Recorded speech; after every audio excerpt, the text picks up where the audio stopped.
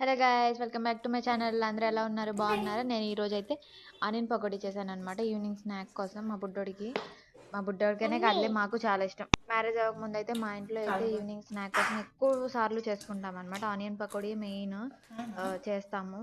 ఇక్కడ నేను మ్యారేజ్ అయిన తర్వాత హైదరాబాద్ వచ్చిన తర్వాత చూసాను అనమాట. చాలా ఆనియన్ పకోడీ, మ్, మళ్ళీ ఆకుకూరతోటి ఇలా రకరకాలుగా చేస్తారు అని చెప్పి. ఆనియన్ పకోడీ అయితే ఆల్మోస్ట్ స్నాక్స్ అన్నిటిలో మాకు ఫేవరెట్.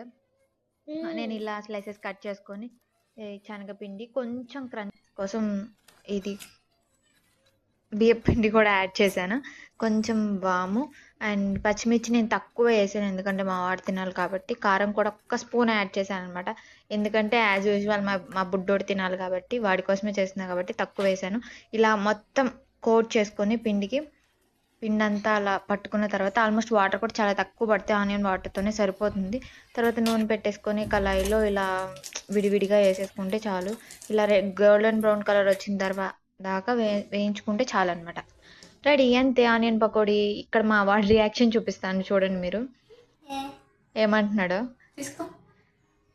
ఫస్ట్ పిలిచాను కాలుతుందని చెప్పి ఆగిపోయాడు, అందుకే చెక్ చేసుకుంటున్నాడు కాలుతుందా లేదా అని. కాలట్లేదు, తిన్నానా అన్న తర్వాత ఓకేనని తీసుకొని వాడికి కెచప్ వేసారు అనమాట, టమాటా కెచప్. అదైతే దాంతో అయితే ఇష్టంగా తింటాడు అని చెప్పి సూపర్ అనమాట. అదే అంతే.